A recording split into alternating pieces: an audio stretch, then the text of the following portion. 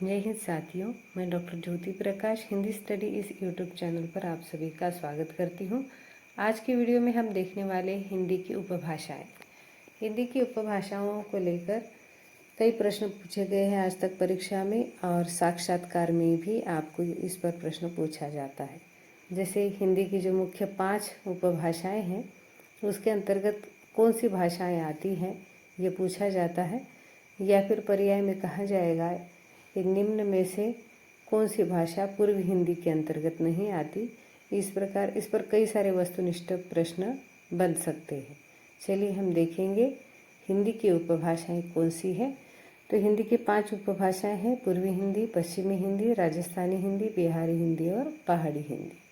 अब इसके अंतर्गत आने वाली सभी भाषाओं को आप कैसे याद रखेंगे निश्चित रूप से, तो उसके लिए यहाँ पर ब्लू कलर में, जो यहाँ पर स्काई ब्लू कलर में दिया हुआ है, वो ट्रिक है इसे याद रखने की। तो पूर्वी हिंदी, इसके अंतर्गत आने वाली भाषाओं को अ ब छ इस तरह याद रख सकते हैं।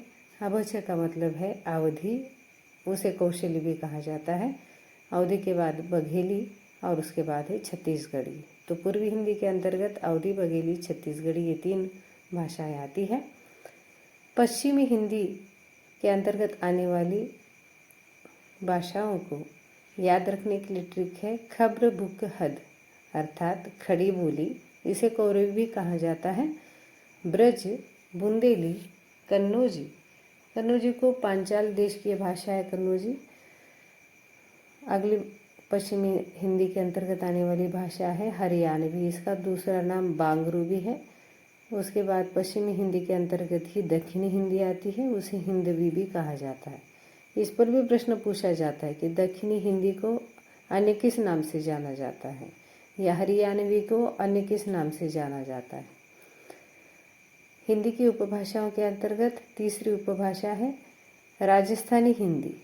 राजस्थानी हिंदी के अंतर्गत आने वाली जो भाषाएं हैं उसे याद रखने के लिए ट्रिक है मामा मेज, अर्थात मारवाड़ी, मालवी, मेवाती और जयपुरी।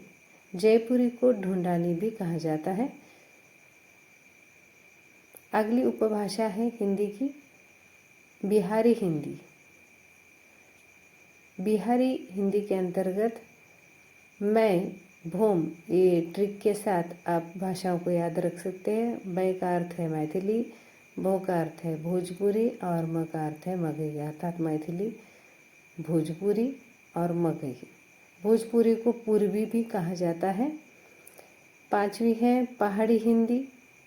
इसमें अंतर्गत जो 3 भाषाएं आती हैं उसे याद रखने के लिए ट्रिक है कुनेगढ़, अर्थात कुमाऊनी, नेपाली और गढ़वाली। इस प्रकार एक वीडियो में आपके कई सारे प्रश्न बन पड़ सकते हैं, और इसे याद रखने के लिए आपको यहाँ ट्रिक भी दी है। तो फिर मिलेंगे अगले वीडियो में नई जानकारी के साथ। तब तक के लिए जय हिंद, नमस्कार।